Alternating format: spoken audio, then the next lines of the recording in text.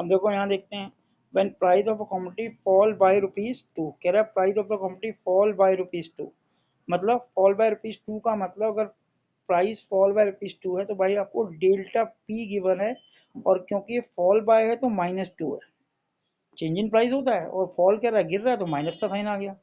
If the quantity demanded is increase by ₹10, तो delta Q जो है इंक्रीज बाय ₹10 है, तो क्वांटिटी जो है 10 यूनिट होगी delta Q.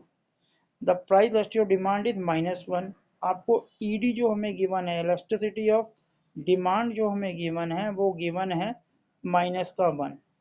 Calculate the quantity demanded at the price before the change of ₹10, अगर पी 10 हो तो कह रहा है इसमें इनिशियल क्वांटिटी फाइंड करो, कि बेटा इनिशियल क्वांटिटी क्या होगी वो पूछी हुई है हमें, ध्यान रखना।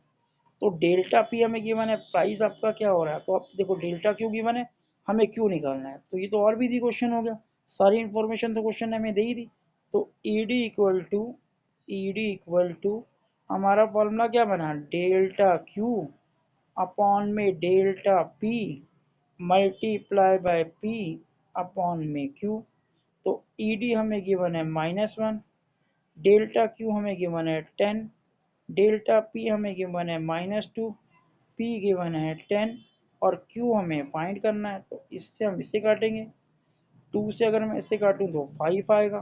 तो अब क्या बचा, अगर हम बात करें तो यहाँ तो बचा है 1 इक्वल टू 5 मल्टीप्लाई बाय 10 50, और अपॉन में बचा Q, तो Q को इधर ले आओ, तो Q इज इक्वल टू हो जाएगा 50 यूनिट। तो हमारी इनिशियल क्वांटिटी जो आ गई वो 50 यूनिट्स आ गई। इस क्वेश्चन में देखो इनिशियल डिमांड हमें गिवन है, क्वेश्चन में initial demand of the commodities 80 unit, initial demand का मतलब Q जो है वो 80 यूनिट्स गिवन है, 80 units, and demand fall by 4 unit due to demand fall by 4 unit है, तो डेल्टा क्यू गिवन, देखो डिमांड फॉल बाय 4 यूनिट मतलब डेल्टा क्यू कितनी डिमांड कम होगी, 4 यूनिट, तो डेल्टा क्यू हमें 4 गिवन है। Due to rise in price by 10, जब प्राइस 10 रुपये बढ़ जाता है तो डेल्टा पी हमें गिवन है 10, डेल्टा मतलब चेंज इन प्राइस, तो प्राइस में कितना चेंज हुआ, 10 रुपये बढ़ गया, तो 10 रुपये बढ़ गया तो ये पॉजिटिव आ गया, और ये फॉल है तो ये नेगेटिव आ गया। तो क्वांटिटी जो है डेल्टा क्यू -4 है, और डेल्टा पी जो है ₹10 है, डेल्टा पी ₹10 है। कह रहा प्राइस रेशियो डिमांड इज 1.5, अगर ईडी आपको गिवन है, ED is equal to given है 1.5, तो यहाँ माइनस का साइन बेटा आप अपने आप ही लगा दोगे इसे, अगर नहीं दे रखा तो।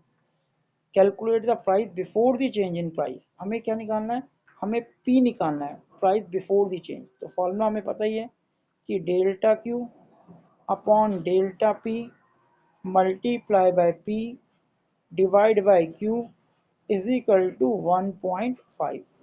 तो डेल्टा क्यू दे रखा है -4, डेल्टा पी दे रखा है 10, पी हमें निकालना है और क्यू हमें दे रखा है 80 इज इक्वल टू 1.5। अब इस 4 से हम माइनस का 1.5, इस 4 से इसको काटेंगे तो कितना आएगा, 20 आएगा। और अब ऊपर क्या बचा, ये माइनस का, इस माइनस से इस माइनस से कैंसिल कर दो। अब हमारे पास क्या बचा, न्यूमरेटर में बचा केवल p, और डिनोमिनेटर में बचा 10 मल्टीप्लाई बाय 20 200, और इक्वल टू 1.5 जो हमें क्वेश्चन में गिवन है। अगर 1.5 से हम इसको मल्टीप्लाई करते हैं 200 को, तो P इनिशियल प्राइस जो हमारा आता है वो आता है ₹300, तो 300 हमारा इनिशियल प्राइस आता है, ठीक है।